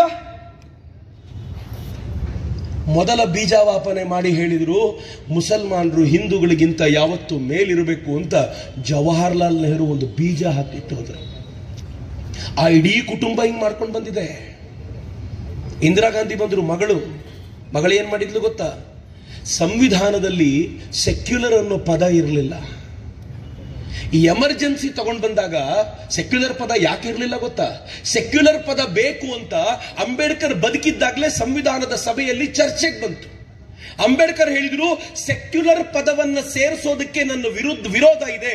ಯಾಕೆ ಅಂತಂದ್ರೆ ಇಡೀ ಸಂವಿಧಾನವೇ ಸೆಕ್ಯುಲರ್ ವಿಚಾರವನ್ನು ಹೇಳುತ್ತೆ, ಭಾರತೀಯ ಸಂಸ್ಕೃತಿಯೇ ಸೆಕ್ಯುಲರ್ ಆಗಿ ಬದುಕಿದೆ, ಅದನ್ನು ಪದವಾಗಿ ಸೇರಿಸೋದಕ್ಕೆ ನನ್ನ ವಿರೋಧ ಇದೆ ಅಂತ ಬಾಬಾ ಸಾಹೇಬರು ಹೇಳಿದ್ರು. ಬಾಬಾ ಸಾಹೇಬರು ಬೇಡ ಅಂತ ಹೇಳಿದ ಸೆಕ್ಯುಲರ್ ಪದವನ್ನ ಇಂದಿರಾ ಗಾಂಧಿ ಅದನ್ನ ಸಂವಿಧಾನದ ಪ್ರಿಯಾಂಬಲ್ ಅಲ್ಲಿ ಸೇರಿಸಿದ್ರಲ್ಲ, ಒಬ್ಬರಾದ್ರೂ ಮಾತಾಡ್ತಾರ? ಆ ಸೆಕ್ಯುಲರ್ ಸೇರಿಸಿದ ಮೇಲೆ ಏನಾಯ್ತು ಗೊತ್ತಾ? ಈ ದೇಶವನ್ನ ಇನ್ಯಾವತ್ತೂ ಹಿಂದೂ ರಾಷ್ಟ್ರ ಅಂತ ಕರೆಯುವಂತಿಲ್ಲ, ಇದು ಸೆಕ್ಯುಲರ್ ರಾಷ್ಟ್ರ ಅಂತ ಇಂದಿರಾ ಗಾಂಧಿ ಪರ್ಮನೆಂಟ್ ಮಾಡಿಟ್ಟು ಹೋದ್ರು. ಎಷ್ಟು ಹಿಂದೂಗಳ ದ್ವೇಷ ಇವರಿಗೆ. ಮಿತ್ರ, ರಾಜೀವ್ ಗಾಂಧಿ ಬಂದ್ರು, ಅವಳ ಮಗ ಏನ್ ಮಾಡಿದ್ರು ಗೊತ್ತಾ? ಸುಮ್ಮನೆ ನೆನಪಿಸ್ಕೊಡ್ತಿದ್ದೀನಿ ನಿಮ್ಗೆ. ರಾಜೀವ್ ಗಾಂಧಿ ಇದ್ದಾಗ ಶಾಬಾನೋ ಅಂತ ಒಂದು ಹೆಣ್ಮಗಳು, ಒಬ್ಬ ಮುಸ್ಲಿಂ ಅವಳ ಗಂಡ ಅವಳಿಗೆ ತಲಾಕ್ ಕೊಟ್ಟ, ನನಗೆ ತಿಂಗಳಿಗೆ ಇಷ್ಟು ಅಂತ ಅವನ ಕೈಲಿ ಕೊಡಿಸಿ ಅಂತ ಕೋರ್ಟಿಗೆ ಹೋದ್ರೆ ಕೋರ್ಟ್ ಹೇಳ್ತು ಅವಳಿಗೆ ಇಷ್ಟು ಕೊಡು ಅಂತ. ರಾಜೀವ್ ಗಾಂಧಿ ಏನ್ ಮಾಡಿದ್ರು ಗೊತ್ತಾ? ತಾವು ಸಂಸತ್ತಿನ ಸಭೆಯನ್ನ ವಿಶೇಷ ಅಧಿವೇಶನವನ್ನ ಕರೆದು ಕೋರ್ಟ್ ಕೊಟ್ಟಿರುವಂತ ನಿರ್ಣಯವನ್ನು ಉಲ್ಟಾ ಮಾಡಿ ಮುಸ್ಲಿಂ ಲಾ ಏನ್ ಹೇಳುತ್ತೋ ಅದಕ್ಕೆ ತಕ್ಕಂತೆ ನಡ್ಕೋಬೇಕು ಅಂತ ಸುಪ್ರೀಂ ಕೋರ್ಟಿನ ವಿರುದ್ಧವಾಗಿ ಮುಸಲ್ಮಾನರ ಪರವಾಗಿ ನಿಂತರು. ಬಾಬಾ ಸಾಹೇಬರಿಗೆ ಗೌರವ ಅನ್ಕೊಂಡಿದ್ದೀರೇನಿದನ್ನ? ಆದ್ರೆ ಇಲ್ಲಿಗೆ ಮುಗಿಲಿಲ್ಲ. ಅವ್ರ ಹೆಂಡತಿ ಸೋನಿಯಾ ಗಾಂಧಿ, ಆಕೆ ಪ್ರಭಾವಿಯಾಗಿದ್ದಾಗ ಯಾವ ಕಾನೂನು ತಗೊಂಡು ಬಂದ್ರು ಗೊತ್ತಾ? ಈ ದೇಶದಲ್ಲಿ ಮಂದಿರ ಮಸ್ಜಿದ್ ಹೋರಾಟ ನಡೀತಾ ಇರುವಾಗ ಆ ಢಾಚಾ, ಆ ಕಟ್ಟಡ ಏನಿತ್ತೋ ರಾಮ ಮಂದಿರ ಇದ್ದ ಜಾಗದಲ್ಲಿ ಅದನ್ನ ಕೆಡವಿದ್ರಲ್ಲ, ಕೆಡವಿದ ಮೇಲೆ ಅವತ್ತೊಂದು ಕಾನೂನು ತಗೊಂಡು ಬಂದ್ರು, ಪ್ಲೇಸಸ್ ಆಫ್ ವರ್ಷಿಪ್ ಆಕ್ಟ್ ಅಂತ. ಆ ಕಾನೂನು ಏನ್ ಹೇಳ್ತು ಗೊತ್ತಾ? 1947 ಆಗಸ್ಟ್ 15ಕ್ಕೆ ಯಾವ ಜಾಗ ಯಾವ ಮತಕ್ಕೆ ಸೇರಿ ಪೂಜೆಯ ಮಂದಿರ ಆಗಿ ಕೆಲಸ ಮಾಡ್ತಾ ಇದೆಯೋ ಇನ್ಯಾರೂ ಅದನ್ನ ಮುಟ್ಟುವಂತಿಲ್ಲ, ಕೋರ್ಟ್ಗಳು ಕೂಡ ಅದ್ರ ಬಗ್ಗೆ ಏನು ಹೇಳುವಂತಿಲ್ಲ. ಶಬಾಷ್! ಇನ್ನು ಮುಂದೆ ಮಥುರಾ ಮಾತಾಡುವಂಗಿಲ್ಲ, ಪ್ಲೇಸಸ್ ಆಫ್ ವರ್ಷಿಪ್ ಆಕ್ಟ್ ಇದೆ. ಇನ್ನು ಮುಂದೆ ನೀವು ಕಾಶಿ ವಿಶ್ವನಾಥನನ್ನು ಕೇಳುವಂತಿಲ್ಲ, ಪ್ಲೇಸಸ್ ಆಫ್ ವರ್ಷಿಪ್ ಆಕ್ಟ್ ಇದೆ. ಇನ್ನು ಮುಂದೆ ನೀವು ಈ ದೇಶದ 40,000 ಮಂದಿರಗಳನ್ನ ಇವರು ಕೆಡವಿ ಮಸೀದಿ ಮಾಡಿದ್ರಲ್ಲ, ಅದರ ಬಗ್ಗೆ ಪ್ರಶ್ನೆ ಮಾಡುವಂತಿಲ್ಲ, ಯಾಕೆಂದ್ರೆ ಒಂದು ಕಾನೂನೇ ಇದೆ.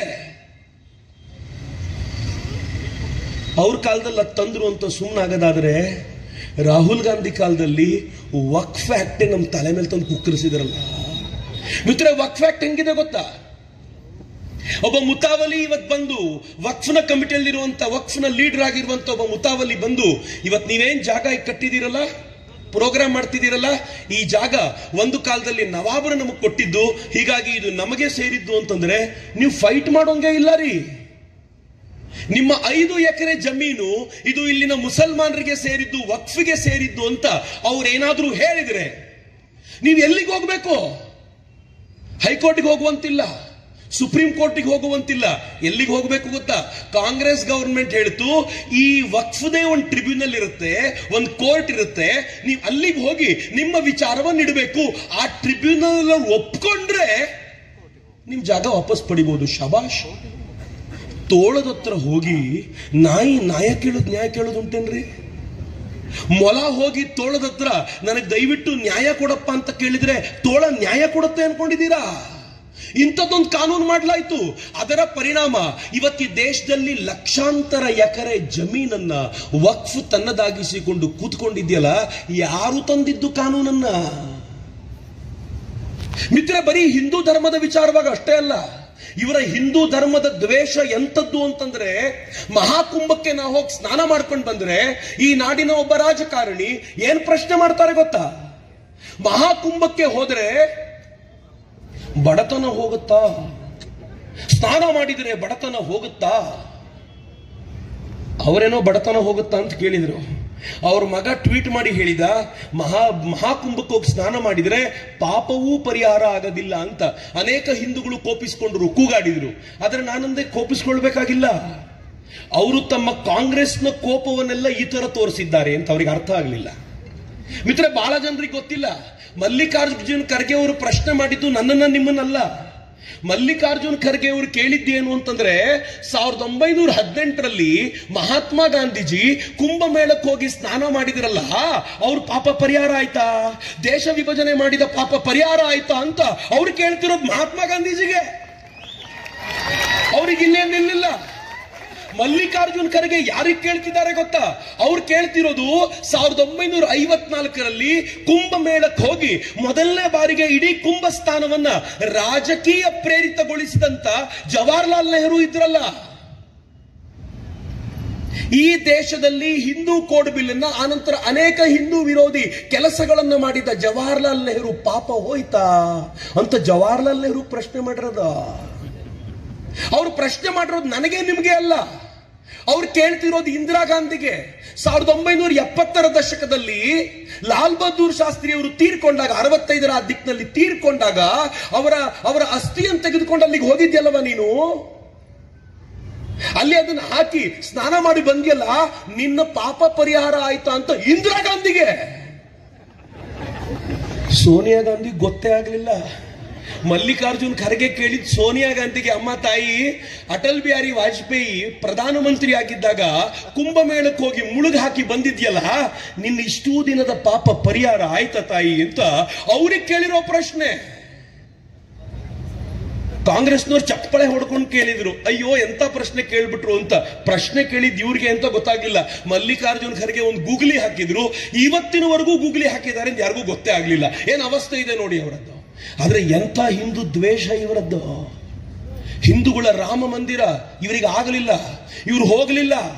ರಾಮ ಮಂದಿರದ ಇನಾಗ್ರೇಷನ್ಗೆ ಇವ್ರು ಹೋಗಲಿಲ್ಲ ಮಿತ್ರರೇ. ಯಾಕೆ ಹೋಗಲಿಲ್ಲ ಅಂತಂದ್ರೆ, ಇದು ಮುಸಲ್ಮಾನರು ಕೊಟ್ಟಂತ ಗೌರವ ಅಂತ ಭಾವಿಸಿಕೊಂಡು ಅವರು ಸರ್ಕಾರಗಳನ್ನ ಮುಸಲ್ಮಾನರ ಸರ್ಕಾರ ಅಂತ ಹೇಳ್ಕೊಂಡು ತಿರುಗಾಡ್ತಾರೆ. ಈ ಹಿಂದುತ್ವ ವಿರೋಧಿ ಚಿಂತನೆ. ನಾವು ಇವರ ನಡುವೆ ಶಿವಾಜಿ ಮಹಾರಾಜರ ಜಯಂತಿ ಆಚರಣೆ ಮಾಡ್ತೀವಿ. ನಾವು ಎಂತ ಮೂರ್ಖರಿರಬೇಕು ಅಂತ ನನಗೆ ಅನೇಕ ಬಾರಿ ಅನ್ಸುತ್ತೆ. ಆದರೆ ಏನೇ ಹೇಳಿ ಇವತ್ತು ನಿಜವಾಗ್ಲೂ ನಾನು ಹೇಳಬೇಕು ಅಂದ್ರೆ ಭಾರಿ ಪುಣ್ಯವಂತಿಕೆಯ ಕಾಲಘಟ್ಟದಲ್ಲಿ ನಾವಿದ್ದೀವಿ. ನನಗೆ ಬಹಳ ಹೆಮ್ಮೆ ಇದೆ. ಪುಣ್ಯ ಯಾಕೆ ಗೊತ್ತೇನು? ಈ ದೇಶ ಇವತ್ತು ಎಂಥ ಪರಿಸ್ಥಿತಿಯಲ್ಲಿದೆ ಅಂತಂದ್ರೆ, 500 ವರ್ಷಗಳ ಕಾಲ ರಾಮ ಮಂದಿರ ಆಗಬೇಕು ಅಂತ ಎಷ್ಟು ಜನ ಹೋರಾಟ ಮಾಡಿದ್ರು, ಯಾರಿಗೂ ರಾಮ ಮಂದಿರ ನೋಡೋ ಭಾಗ್ಯ ಸಿಗಲಿಲ್ಲ ರೀ. ನನ್ನ ತಾತ ರಾಮ ಮಂದಿರ ಆಗಬೇಕು ಅಂತ ಕನಸು ಕಟ್ಟಿದ್ರು, ರಾಮ ಮಂದಿರ ಆಗೋದ್ರೊಳಗೆ ತೀರ್ಕೊಂಡ್ರು. ನಮ್ಮಪ್ಪ ರಾಮ ಮಂದಿರಕ್ಕೆ ಅಂತ ಇಟ್ಟಿಗೆ ಮತ್ತು ದುಡ್ಡು ಕೊಟ್ಟರು. ರಾಮ ಮಂದಿರ ಆದಾಗ ಬರ್ತೀಯಾ ಅಂತ ಕೇಳಿದ್ರೆ ನಮ್ಮಪ್ಪ ಹೇಳಿದ್ರು, ಆಗಲ್ಲ ಕಣೋ, ಆ ಜನಜಂಗುಳಿಯಲ್ಲಿ ಹೋಗ್ಲಿಕ್ಕೆ ನನಗೆ ಆಗಲ್ಲ ಅಂದ್ರು. ಪಾಪ ಇಟ್ಟಿಗೆ ಕೊಟ್ಟಿದ್ರು. ನಾನು ನೀವು ಏನೂ ಮಾಡಲಿಲ್ಲ ರೀ. ರಾಮ ಮಂದಿರಕ್ಕೆ ಹೋಗಿ ರಾಮ ಲಲ್ಲಾನ ದರ್ಶನ ಪಡಿಲಿಕ್ಕೆ ಸಾಧ್ಯ ಆಯ್ತಲ್ಲ. 500 ವರ್ಷಗಳಲ್ಲಿ ಈ ಭಾಗ್ಯ ಸಿಕ್ಕಿದ್ ನನಗೆ ಮತ್ತು ನಿಮಗೆ ಮಾತ್ರ. ಮಿತ್ರ, ಯೋಚನೆ ಮಾಡಿ. ಕಳೆದ 144 ವರ್ಷಗಳಿಂದ ಯಾರು ಹುಟ್ಟಿ ಸತ್ತೋದ್ರೋ ಕುಂಭದ ಭಾಗ್ಯ ಇಲ್ಲ. ಇವತ್ ಯಾರು ಹುಟ್ಟುತ್ತಾರೋ ಅವರಿಗೆ ಮಹಾಕುಂಭದ ಭಾಗ್ಯ ಇಲ್ಲ. 144 ವರ್ಷಕ್ಕೊಮ್ಮೆ ಬರೋದು. ನನಗೆ ಮತ್ತು ನಿಮಗೆ ಭಾಗ್ಯ ಎಂತದ್ದು ಅಂತಂದ್ರೆ ಮಹಾಕುಂಭ ನೋಡ್ಲಿಕ್ಕೆ ಸಿಕ್ತಲ್ಲ. ಮಿತ್ರ, ಭಾಗ್ಯ ಇಲ್ಲಿಗೆ ಮುಗಿಲಿಲ್ಲ. ಭಾರತವನ್ನ ಕಂಡಾಗ ಈ ಅಖಂಡ ಭಾರತದ ಒಂದು ಭಾಗವಾಗಿ ಜಮ್ಮು ಕಾಶ್ಮೀರ ಇತ್ತು. ಜವಾಹರ್ಲಾಲ್ ನೆಹರು ಆರ್ಟಿಕಲ್ 370 ತಗೊಂಡು ಬಂದು ಒಂದು ದಿನ ಜಮ್ಮು ಕಾಶ್ಮೀರ ಪಾಕಿಸ್ತಾನಕ್ಕೆ ಹೋಗಕ್ಕೆ ಬೇಕಾದ ಎಲ್ಲ ವ್ಯವಸ್ಥೆ ಮಾಡಿಟ್ಟಿದ್ರು. ಆದ್ರೆ ಯಾವತ್ತಿದ್ರೂ ಅದು ಹೋಗಲ್ಲ ಅಂತ ಅನ್ಕೊಂಡ್ರೆ ನಾನು ನೀವು ಯಾವ ಪುಣ್ಯದ ಕಾಲದಲ್ಲಿದ್ದೀವಿ ಅಂದ್ರೆ ಆರ್ಟಿಕಲ್ 370 ಹೋಯ್ತು. ಕಾಶ್ಮೀರದಲ್ಲಿ ಕಳೆದ 15 ದಿನಗಳ ಹಿಂದೆ ಒಂದು ತಿರಂಗಾ ಯಾತ್ರೆ ಕಾಶ್ಮೀರದಲ್ಲಿ ನಡೀತು. ಶ್ರೀನಗರದಲ್ಲಿ. ಯಾವ ಶ್ರೀನಗರದಲ್ಲಿ ಒಂದು ಬಾವುಟ ತಿರಂಗ ಹಾರಿಸಬೇಕು ಅಂತಂದ್ರೆ 106 ಜನ ಪೊಲೀಸರ ಸಶಸ್ತ್ರ ಪಡೆಗಳ ನಡುವೆ ಹೋಗಬೇಕಾಗಿತ್ತು. ಅದೇ ಕಾಶ್ಮೀರದಲ್ಲಿ ಇವತ್ತು ಮುಸಲ್ಮಾನರು ತಿರಂಗ ಯಾತ್ರೆ ಮಾಡ್ತಾರೆ ಅಂದ್ರೆ ನಾನು ನೀವು ಪುಣ್ಯವಂತರಲ್ವೇನ್ರಿ? ಮಿತ್ರ, ನನ್ನ ನಿಮ್ಮ ಪುಣ್ಯ ಎಂತದ್ದು ಗೊತ್ತಾ? ನಾನು ಕಾಲೇಜಿಗೆ ಹೋಗಬೇಕಾದ್ರೆ ಈ ದೇಶಕ್ಕಿರುವಂತ ಅತ್ಯಂತ ದೊಡ್ಡ ಸವಾಲು ಏನು ಅಂದ್ರೆ ಪಾಕಿಸ್ತಾನ ಅಂತ ಕೈ ತೋರಿಸ್ತಿದ್ವಿ. ಇವತ್ತು ಬರ್ಬಾದು ಪಾಕಿಸ್ತಾನ. ನಾವು ನಮ್ಮೂರಲ್ಲಿ ಮೆರವಣಿಗೆ ಮಾಡಬೇಕಾದ್ರೆ ಪಾಕಿಸ್ತಾನದ ವಿರುದ್ಧ ಘೋಷಣೆ ಕೂಗ್ತಿದ್ವಿ. ಇವತ್ತು ನೆನಪು ಆಗಲ್ಲ ನಮಗೆ ಯಾರಿಗೂ. ಪಾಕಿಸ್ತಾನ ಅಂತ ಒಂದು ರಾಷ್ಟ್ರ ಇದೆ ಅಂತ ಗೊತ್ತಿಲ್ಲ. ಇವತ್ತು ಭಾರತಕ್ಕೆ ಚಾಲೆಂಜಿಂಗ್ ಕಂಟ್ರಿ ಯಾವುದು ಅಂದ್ರೆ ಚೀನಾ ಅಂತೀವಿ ನಾವು. ಇವತ್ತು ಭಾರತಕ್ಕೆ ಚಾಲೆಂಜ್ ಯಾರು ಅಂದ್ರೆ ಅಮೆರಿಕ ಅಂತೀವಿ. ಎಲ್ಲಿ ಪಾಕಿಸ್ತಾನ ಹೋಯ್ತು? ಇವತ್ತು ಭಾರತ ಎಂತ ಪುಣ್ಯಪ್ರದ ನಾಡಿನಲ್ಲಿದೆ ಅಂತಂದ್ರೆ ನಾವು ಎಂತ ಕಾಲಘಟ್ಟದಲ್ಲಿದ್ದೀವಿ ಅಂತಂದ್ರೆ ದೇವರುಗಳು ಖುಷಿ ಪಡುವ ಕಾಲಘಟ್ಟ. ಮಿತ್ರ, ಕೃಷ್ಣಾ ನದಿಯಲ್ಲಿ ಒಂದು ಮೂರ್ತಿ ಸಿಗುತ್ತೆ, ಅತ್ಯಂತ ಹಳೆಯ ಮೂರ್ತಿ. ಮುಸಲ್ಮಾನರ ಆಕ್ರಮಣ ಮಾಡಿದಾಗ ಯಾವುದೋ ದೇವಸ್ಥಾನದ ಮೂರ್ತಿಯನ್ನ ಅದನ್ನು ಮುಚ್ಚಿಡಬೇಕು ಅಂತ ನದಿಗೆ ಬಿಸಾಕಿದ್ರು. ಇಷ್ಟು ವರ್ಷ ಎದ್ದು ಬಂದಿರಲಿಲ್ಲ ಅದು. ಈಗ ಎದ್ದು ಹೋದ್ರೆ ಕಚ್ನಲ್ಲಿ ಒಂದು ದೊಡ್ಡ ಶಿವಲಿಂಗ ಸಿಗುತ್ತೆ. ಮುಸಲ್ಮಾನರಿಂದ ರಕ್ಷಣೆ ಮಾಡಬೇಕು ಅಂತ ವಿಶೇಷವಾಗಿರುವ ಶಿವಲಿಂಗವನ್ನ ಅಲ್ಲಿ ಎಸ್ದಿದ್ರು. ಈಗ ಆಚೆ ಬಂದಿದೆ. ಮಣ್ಣನ್ನ ಅಗದರೆ ಇವತ್ತು ದೇವರ ವಿಗ್ರಹಗಳು ಸಿಗುತ್ತೆ. ಯಾವುದೋ ದೇವಸ್ಥಾನದ ವಿಗ್ರಹವನ್ನು ಮುಚ್ಚಿಟ್ಟು ಹೋದ, ಮುಚ್ಚಿಟ್ಟು ಅಂತ ಯಾವೆಲ್ಲ ತೋರಿಸ್ಕೊಳ್ತಿದೆ. ಯಾಕೆ ಅಂತಂದ್ರೆ ಪುಣ್ಯದ ಕಾಲಘಟ್ಟ ಇದು. ನಾನು ಹೊರಗಡೆ ಬಂದ್ರೆ ಈ ಜನ ನನ್ನ ಚೆನ್ನಾಗಿ ನೋಡ್ಕೊಳ್ತಾರೆ ಅನ್ನುವಂತ ವಿಶ್ವಾಸ ಇಟ್ಟು ದೇವರುಗಳು ಆಚೆ ಬರ್ತಾ ಇರುವಂತ ಈ ಕಾಲಘಟ್ಟದಲ್ಲಿದ್ದೀವಿ. ಆದರೆ ನೆನಪಿಟ್ಕೊಳ್ಳಿ, ಸ್ವಲ್ಪ ಮೈ ಮರೆತರೆ ಎಲ್ಲವನ್ನೂ ಕಳ್ಕೊಂಡ್ಬಿಡ್ತೀವಿ. ಯಾವತ್ತು ಹಿಂದೂ ಮೈ ಮರೆತು ಮಲಗಿದ್ದಾನೋ, ಇನ್ನು ನನಗೇನು ತೊಂದರೆ ಆಗೋದಿಲ್ಲ ಅಂತ ಮೈ ಮರೆತು ಮಲಗಿದ್ದಾನೋ, ಅವತ್ತು ಹಿಂದೂ ಸಾಮ್ರಾಜ್ಯ ನಷ್ಟವಾಗಿದೆ.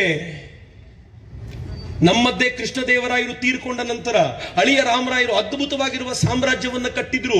ಜನ ಮೈ ಮರೆತು ಮಲಗಿದ್ರು. ನಮ್ಮ ರಾಮರಾಯರು ಯಾವಾಗಿದ್ರು ಯುದ್ಧ ಗೆಲ್ತಾರೆ, ನಾವೇನು ಮಾಡಬೇಕಾಗಿಲ್ಲ ಅಂತ ಮೈ ಮರೆತರು. ಇಡೀ ವಿಜಯನಗರ ಸಾಮ್ರಾಜ್ಯ ಛಿದ್ರವಾಯಿತು. ಶಿವಾಜಿ ಮಹಾರಾಜರು ಹೋದ ನಂತರ ಸಂಭಾಜಿ ಮಹಾರಾಜರು ಕಟ್ಟಿದ್ರು. ಸಂಭಾಜಿ ಮಹಾರಾಜರ ನಂತರ ರಾಜಾರಾಮರು ಕಟ್ಟಿದ್ರು. ಅವರ ನಂತರ ಪೇಶ್ವೆಗಳು ತೆಗೆದುಕೊಂಡು ಇಡೀ ಹಿಂದವಿ ಸಾಮ್ರಾಜ್ಯವನ್ನ ಇಡೀ ದೇಶಕ್ಕೆ ವಿಸ್ತಾರ ಮಾಡಿದ್ರು. ಹಾಗೇನಾದರೂ ಒಬ್ಬರ ನಂತರ ಒಬ್ಬರು ನಮ್ಮ ಮನೆಗಳಲ್ಲಿ, ನಮ್ಮ ಸಮಾಜದಲ್ಲಿ ಮುಂದಕ್ಕೆ ಬಂದು ಈ ಧ್ವಜವನ್ನ ತೆಗೆದುಕೊಂಡು ಹೋಗಲಿಲ್ಲ ಅಂತಂದ್ರೆ ಈ ಧ್ವಜ ಬಿದ್ದು ಹೋಗುತ್ತೆ ಮಿತ್ರರೇ. ಶಿವಾಜಿ ಮಹಾರಾಜರು ಇವತ್ತು ನಮ್ಗೆ ಹೇಳ್ತಿರೋದು ಅದನ್ನ. ನಾನು ಹಿಂದವಿ ಸಾಮ್ರಾಜ್ಯಕ್ಕೋಸ್ಕರ ಪ್ರಾಣ ಕೊಟ್ಟೆ ಕಂಡ್ರೋ, ನೀವೇನ್ ಮಾಡ್ತಿದ್ದೀರಾ? ಬರೀ ಚಪ್ಪಾಳೆ ತಡ್ತೀರಾ? ಬರೀ ಸೀಟಿ ಹೊಡಿತೀರಾ? ನನ್ನ ಹಿಂದವಿ ಸಾಮ್ರಾಜ್ಯವನ್ನು ಉಳಿಸ್ಲಿಕ್ಕೆ ತಾಕತ್ತಿರುವ ತರುಣರು ಮುಂದಕ್ಕೆ ಬನ್ನಿ ಅಂತ ಶಿವಾಜಿ ಮಹಾರಾಜರ ಪಂಥಾಹ್ವಾನ ಇದೆ. ಸ್ವೀಕರಿಸ್ತೀರೇನು? ತಾಕತ್ತಿದೆಯೇನು? ಹೂ ಅಂತ ಹೇಳಲಿಕ್ಕೂ ಧೈರ್ಯ ಇಲ್ಲ ನಮ್ಗೆ. ನೋಡಿ ಹೆಂಗಾಗಿದ್ದೀವಿ. ತಾಕತ್ತಿದೆಯೇನು? ಇದ್ರೆ ಒಂದು ಜೈಕಾರ ಕೊಡಿ. ಛತ್ರಪತಿ ಶಿವಾಜಿ ಮಹಾರಾಜ್ ಕಿ, ಛತ್ರಪತಿ ಶಿವಾಜಿ ಮಹಾರಾಜ್ ಕಿ, ಹಿಂದವಿ ಸಾಮ್ರಾಜ್ಯ ಸಂಸ್ಥಾಪಕ ಶಿವಾಜಿ ಮಹಾರಾಜ್ ಕಿ. ಮಿತ್ರ, ಭಾರತವನ್ನು ಮತ್ತೊಮ್ಮೆ ಕಟ್ಟಬೇಕಾಗಿದೆ. ಇವತ್ತಿನ ಭಾರತ ಸಾಮಾನ್ಯವಾದ ಭಾರತ ಅಲ್ಲ. ಜಗತ್ತಿನ 5ನೇ ಶ್ರೀಮಂತ ರಾಷ್ಟ್ರ. ಯಾವ ಇಂಗ್ಲೆಂಡು ನಮ್ಮನ್ನ 200 ವರ್ಷಗಳ ಕಾಲ ಆಳ್ವಿಕೆ ಮಾಡಿ ಇಲ್ಲಿನ ಸಂಪತ್ತನ್ನು ಲೂಟಿ ಮಾಡ್ಕೊಂಡು ಹೋಗಿ ಸಿರಿವಂತವಾಗಿತ್ತೋ ಅದನ್ನು ಹಿಂದಕ್ಕೆ ಹಾಕಿ ಇವತ್ತು ಮತ್ತೆ 5ನೇ ಶ್ರೀಮಂತ ರಾಷ್ಟ್ರದಲ್ಲಿದ್ದು ಇಂಗ್ಲೆಂಡಿಗೆ ಚಾಲೆಂಜ್ ಮಾಡುವ ತಾಕತ್ತನ್ನು ಬೆಳೆಸ್ಕೊಂಡಿದ್ದೀವಿ. ಇವತ್ತಿನ ಭಾರತ ಹೇಗಿದೆ ಅಂದ್ರೆ ಟೆಕ್ನಾಲಜಿಕಲಿ ಅಡ್ವಾನ್ಸ್ ಆಗಿರುವಂತ ರಾಷ್ಟ್ರವಾಗಿದ್ದೀವಿ. ಇಡೀ ದೇಶವನ್ನ ಹೀಗೆ ಕಟ್ತಾ ಇರಬೇಕಾದಾಗ ಮನೆಯಲ್ಲಿರೋ ನಮ್ಮ ಮಕ್ಕಳನ್ನ ಹಿಂದುತ್ವದ ಚಿಂತನೆಯ ಆಧಾರದ ಮೇಲೆ ಬೆಳೆಸಬೇಕಾಗಿದೆ. ನಮ್ಮ ಮಕ್ಕಳು ಹೇಗಿರಬೇಕು ಅಂದ್ರೆ ನಂಗೆ ಬಹಳ ಜನ ಬಂದು ಹೇಳ್ತಾರೆ, ಲವ್ ಜಿಹಾದ್ ಬಗ್ಗೆ ಮಾತನಾಡಿ ಸರ್ ಅಂತ. ಎಷ್ಟು ದಿನ ಅಂತ ಮಾತಾಡೋದ್ರಿ ಲವ್ ಜಿಹಾದ್ ಬಗ್ಗೆ? ಎಷ್ಟು ದಿನ ಅಂತ ಮಾತಾಡೋದು? ನಮ್ಮ ಹೆಣ್ಣು ಮಕ್ಕಳಿಗೆ ಯಾರು ಹಿಂದೂ, ಯಾರು ಈ ದೇಶದ ರಕ್ಷಕ ಅಂತ ಗೊತ್ತಾಗುವಷ್ಟು ಪ್ರಜ್ಞೆಯನ್ನ ಬೆಳೆಸಲಿಲ್ಲ ಅಂತಂದ್ರೆ ನಮಗೆ ನಾಚಿಕೆ ಆಗೋದು ಬೇಡವಾ? ನಮ್ಮ ಮಕ್ಕಳೊಳಗೆ ಆ ಶಿವಾಜಿ ಮಹಾರಾಜರ ಕ್ಷಾತ್ರ ತೇಜವನ್ನು ತುಂಬಲಿಲ್ಲ ಅಂತಂದ್ರೆ ನಮಗೆ ನಾಚಿಕೆ ಆಗೋದು ಬೇಡವಾ? ಎಷ್ಟು ದಿನ ಅಂತ ಬೈತಿರ್ತೀರಿ? ಎಷ್ಟು ದಿನ ಅಂತ ಮತಾಂತರ ಮಾಡ್ತಿರ್ತೀರಿ? ತಾಕತ್ತು ಚಾಲೆಂಜ್ ತಗೊಳ್ಳಿ. ಯಾರು ಆ ಕಡೆಯಿಂದ ಈ ಕಡೆಗೆ ಬರ್ತಾರೋ ಅವರನ್ನು ಮುಕ್ತವಾಗಿ ಮರಾಠ ಸಾಮ್ರಾಜ್ಯಕ್ಕೆ ಸ್ವಾಗತಿಸ್ತೀವಿ ಅಂತ ಒಂದು ಓಪನ್ ಕಾಲ್ ಕೊಡ್ರಲ್ಲ. ಯಾರು ಆ ಕಡೆಯಿಂದ ಈ ಕಡೆಗೆ ಬರ್ತೀರೋ ಅವರನ್ನು ಮುಕ್ತವಾಗಿ ಲಿಂಗಾಯತರನ್ನಾಗಿ ಸ್ವೀಕರಿಸ್ತೀವಿ ಅಂತ ಓಪನ್ ಕಾಲ್ ಕೊಡ್ರಲ್ಲ. ಯಾರು ಈ ಸಮಾಜಕ್ಕೆ ಬರ್ತೀರೋ, ನಮ್ಮಲ್ಲಿಗೆ ವಾಪಸ್ ಬರ್ತೀರೋ ಅವರನ್ನ ಬ್ರಾಹ್ಮಣರಾಗಿ ಸ್ವೀಕರಿಸ್ತೀವಿ ಅಂತ ಓಪನ್ ಕಾಲ್ ಕೊಡ್ರಲ್ಲ. ಬರ್ಲಿ ಎಲ್ರು. ಮಿತ್ರ, ಇದು ಬದಲಾವಣೆಯ ಪರ್ವ. ಇನ್ನು ಕಣ್ಣೀರಿಡ್ತಾ ಕೂತ್ರೆ ಆಗೋದಿಲ್ಲ. ಹೊಸ ಸಾಮ್ರಾಜ್ಯ ಕಟ್ಟಬೇಕು, ಹೊಸ ರಾಷ್ಟ್ರ ನಿರ್ಮಾಣ ಮಾಡಬೇಕು ಅಂತಂದ್ರೆ ಇರುವ ಮೈ ಚಳಿಯನ್ನ ಕೊಡವಿಕೊಂಡು ಎದ್ದು ನಿಲ್ಲಬೇಕಾದ ಸಂದರ್ಭ ಬಂದಿದೆ. ಶಿವಾಜಿ ಮಹಾರಾಜರಿಗಿಂತ ಅದ್ಭುತವಾದ ಉದಾಹರಣೆ ಇದಕ್ಕೋಸ್ಕರ ಮತ್ತೊಂದಿಲ್ಲ. ನಾನು ಕೊನೆಯಲ್ಲಿ ಒಂದೇ ಒಂದು ಕೇಳ್ಕೊಳ್ತೀನಿ, ಛಾವಾ ಮೂವಿ ನೋಡಿ. ಹಿಂದೂ ಸಾಮ್ರಾಜ್ಯ ಸ್ಥಾಪನೆಗೋಸ್ಕರ ಯಾರ್ಯಾರು ಎಂತೆಂಥ ಬಲಿದಾನ ಮಾಡಿದ್ದಾರೆ ಅಂತ ಗೊತ್ತಾಗುತ್ತಲ್ಲ, ಆಗನ್ಸುತ್ತೆ ನಾವಿನ್ನೂ ಎಷ್ಟು ಚಿಕ್ಕವರಿದ್ದೀವಿ ಅಂತ. ಅಗಾಧವಾಗಿ ಬೆಳಿಬೇಕಾಗಿದೆ, ಈ ರಾಷ್ಟ್ರವನ್ನು ಮುಗಿಲೆತ್ತರಕ್ಕೆ ಬೆಳೆಸಬೇಕಾಗಿದೆ ಎನ್ನುವಂತ ಪ್ರೀತಿಯ ಸಂದೇಶವನ್ನು ಕೊಡ್ತಾ ಒಮ್ಮೆ ಭಾರತ್ ಮಾತೆಗೆ ಜೈಕಾರದೊಂದಿಗೆ ನಮ್ಮ ವಿಚಾರವನ್ನು ಮುಗಿಸೋಣ. ಎರಡೂ ಕೈಗಳನ್ನು ಗಾಳಿಗೆ ಬೀಸಿ ನನ್ನ ಜೊತೆ ಜೈಕಾರ ಕೊಡಿ. ಬೋಲೋ ಭಾರತ್ ಮಾತಾ ಕೀ. ಇನ್ನು ಈ ಕಾರ್ಯಕ್ರಮದ ಒಂದು